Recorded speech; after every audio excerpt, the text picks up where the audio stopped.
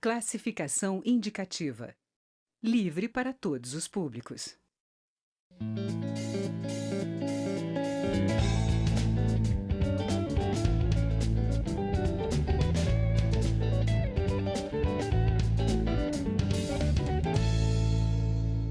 Olá! A democracia é baseada em um sistema de freios e contrapesos que garante o equilíbrio institucional entre os poderes da República, executivo, legislativo e judiciário, cada um com diferentes atribuições para evitar excessos de seus representantes. Quando falta clareza sobre uma regra e ela é questionada no Supremo Tribunal Federal, o STF, temos uma linha muito tênue entre os limites da decisão judicial e o que pode ser considerado uma interferência na produção das leis. E quando o judiciário extrapola suas funções, a prática é considerada ativismo judicial. Eu converso sobre o tema com a deputada Cris Tonieto, do PSL do Rio de Janeiro. Eu sou Daniela André e este é o Palavra Aberta, programa da rádio e da TV Câmara. Deputada, bem-vinda ao Palavra Aberta. Muito obrigada, caríssima. Bem, é um tema realmente relevantíssimo para a democracia. Eu, como parlamentar, representante do povo, nós estamos aqui no parlamento, que é o reflexo da democracia. Este é o espaço democrático, sadio, constitucional para o debate de ideias. Inclusive temas relevantíssimos e temas que são caros ao povo brasileiro, como, por exemplo, o aborto. Infelizmente, o que nós temos visto por parte do Supremo Tribunal Federal, em essência, é a usurpação de competência. A usurpação de competência que tem sido levada a efeito pelo Supremo, pelo Poder Judiciário como um todo. E isso é algo que realmente nós, como parlamentares, precisamos reagir. Nós precisamos garantir a Constituição, inclusive, né? Porque no seu artigo 49, inciso 11, diz que é competência exclusiva do Congresso Nacional a garantia, o zelo às nossas prerrogativas e à nossa competência legislativa. Deputada, a senhora poderia dar um exemplo assim, de uma decisão do Supremo que a senhora considera que foi além do que deveria ser atribuição do Judiciário? Perfeitamente. Bem, na verdade, nós temos, inclusive, em vistas, né, de um julgamento que vai ocorrer, pelo menos está marcado, né, o julgamento do dia 22 de maio, que é o aborto em caso de Zika. No dia 23 de maio está marcado, por exemplo, a ADO 26, o julgamento da homofobia, sendo que, simplesmente, quem cabe legislar? Ao parlamento. Então, por exemplo, eles vão criar um tipo penal agora. Então, esse é o espaço sadio que é o parlamento. Então, não pode o Supremo Tribunal Federal invadir a nossa competência. O que nós queremos é garantir essas prerrogativas, essas atribuições que são nossas.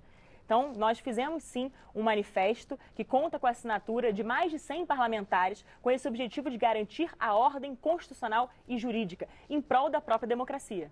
Deputada, os senhores já chegaram aqui dentro da Câmara, além desses 100 deputados, já houve conversas, diálogo com o presidente da Câmara, o presidente do Senado, para haver essa interlocução com a presidência da outra casa, do Supremo, no caso? No caso, nós iremos levar até o conhecimento, né, do Rodrigo Maia, do Davi Alcolumbre, nós levaremos o manifesto ao conhecimento deles para que, sim, uma vez nós tenhamos, né, essa relação, nós possamos, então, levar para o Supremo Tribunal Federal. Esse é o nosso objetivo. Como é que a senhora qualifica hoje essa relação que está ocorrendo institucional entre Executivo e Legislativo? Bom, entre Executivo e Legislativo sempre há a questão do respeito, né? Todos precisam se respeitar. O Executivo precisa respeitar o Legislativo e que precisa, por sua vez, respeitar o Judiciário, como a senhora muito bem falou no início. Eu me enganei na pergunta, queria perguntar Legislativo e Judiciário. Desculpa. Exatamente, não, sem problema nenhum. O artigo 2º da Constituição Federal, inclusive, apregou que a senhora muito bem, na preliminar desse programa, a senhora quis evocar, que é o sistema dos pesos e contrapesos, né? O princípio da tripartição dos poderes. Então, os poderes eles são independentes e harmônicos entre si. A partir do momento que não há um respeito às competências, há um desequilíbrio entre os poderes.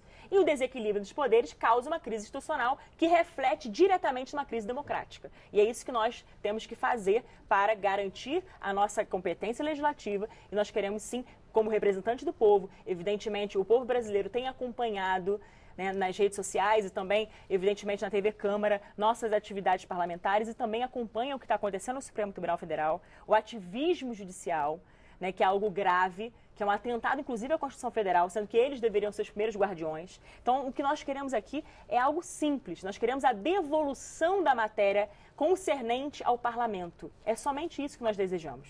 E o manifesto trata disso, deputada.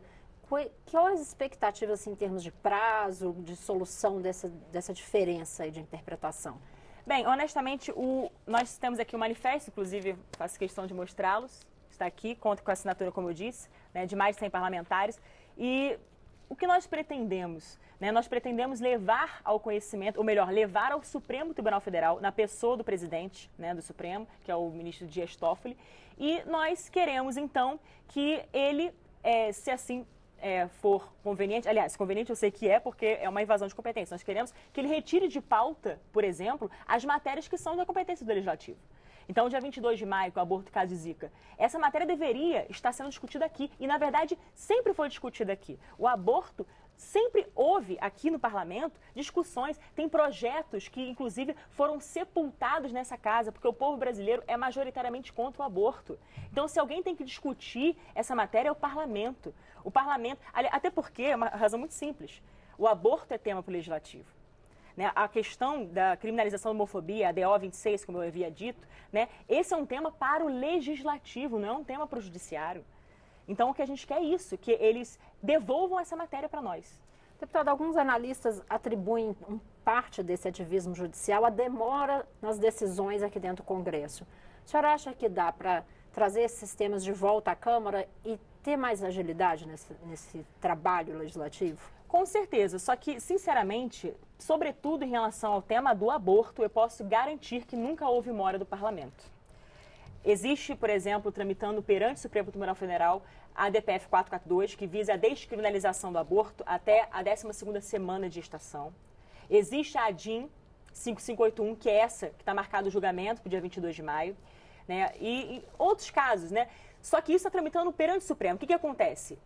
Há movimentos sociais, inclusive partidos políticos, que não conseguem debater no parlamento porque perdem a discussão, e aí eles recorrem ao judiciário. E é esse o ativismo judicial que nós falamos. É quando o Supremo Tribunal Federal, o Poder Judiciário, arroga para si algo que não lhe compete de fato.